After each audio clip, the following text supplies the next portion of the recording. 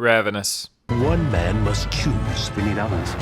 between having dinner Not bad. and being dinner. Ravenous is a 1999 survival horror thriller with a surprising amount of lightheartedness and humor and some cannibalism, all set during the Mexican-American War. Sounds like a lot, right? Well, it kind of is and isn't. Let's just get spooky so I can explain.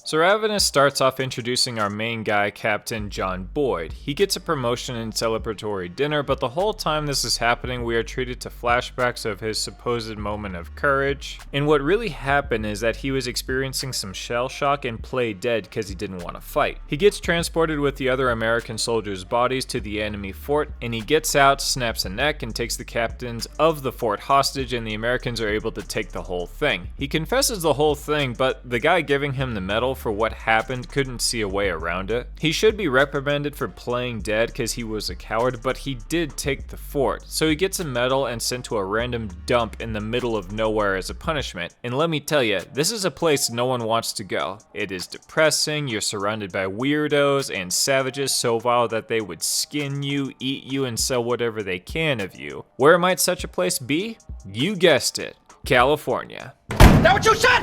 Huh?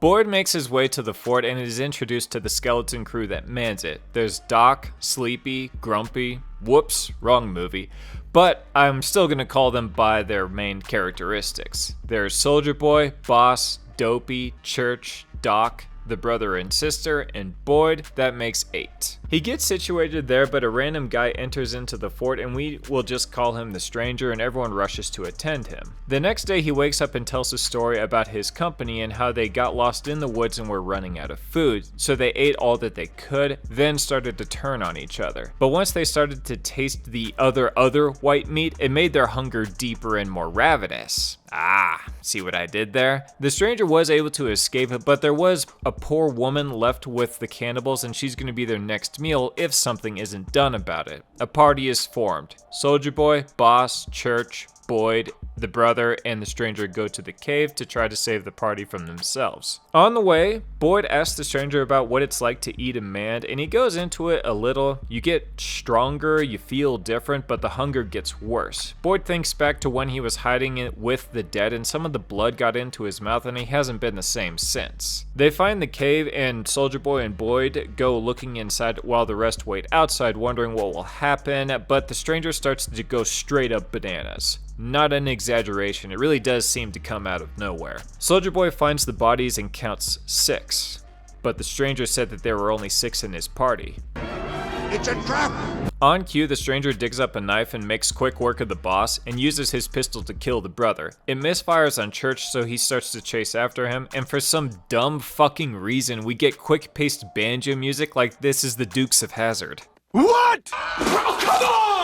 I don't know who the hell did the score of this movie, but it's so off from the theme, and it actually is probably my main gripe with the whole movie. The tone is just all over the place. Anyways, Soldier Boy and Boyd go after Church, but weren't able to save him. Boyd starts whining like a bitch, saying that he doesn't want to be there. Soldier Boy gives him a stern talking to before the Stranger hucks a knife into his stomach and he falls off the cliff. Boyd shoots him in the shoulder, but the Stranger gets back up like it's nothing, and Boyd just jumps off the cliff.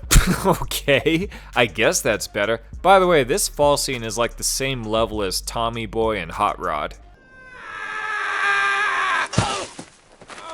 Anyways, he falls down the cliff and even takes Soldier Boy's body with him and ends up in a hole with a compound fracture in his leg. Ouch. We see Boyd try to survive in the hole, all the while the soldier eats the rest of the team. Boyd's hunger is getting to him and he starts to eat Soldier Boy and he fixes his fracture. He walks back to the fort, fuck knows how. With a compound fracture, he should not be able to go anywhere. When he gets back, another small party goes to check out the cave because of Boyd's story, but they find nothing. Another colonel comes in to be a temporary replacement for the boss, and it's the Stranger? Boyd loses it and demands he take off his shirt for proof that he shot him. He does, but there's no wound.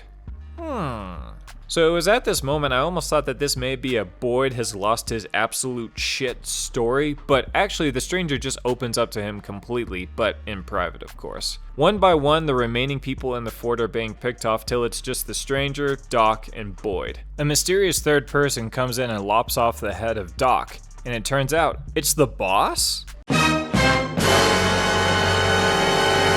So it turns out the stranger didn't finish him off completely, but also turned him into a wendigo. By the way, this is a story about wendigos. I didn't bring it up before because it's kind of an part of the story. I'll explain in a sec. So the stranger plans for them to be a trio of just feeding off gold-hungry people moving into California and just live the dream. Ah, and what a dream that would be.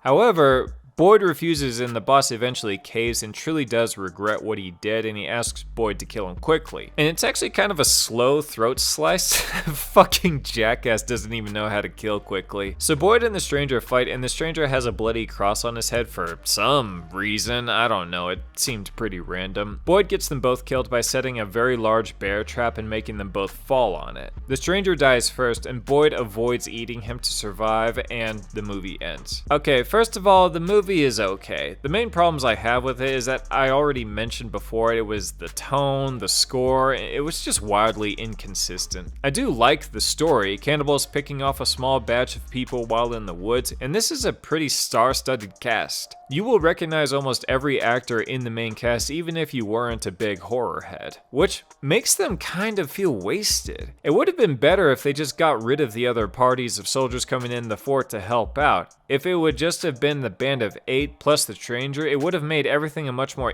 intimate story, kind of like Dog Soldiers, of which I am a big fan of. Another gripe is the wendigo aspect of it. Yeah, if you eat man flesh, it heals your wounds and you become a bit tougher to kill, but there was never really any moment where any of them actually had any super strength. And nobody turned into any kind of monster, which is kind of a shame, because even if you're vaguely familiar with wendigos, most illustrations of them at least have deer antlers on their heads, but in this movie, they're just people.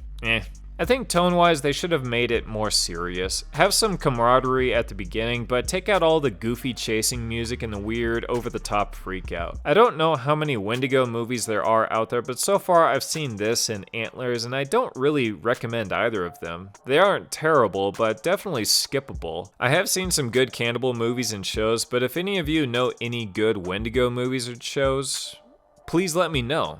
Tomorrow we're talking about Slaughterhouse.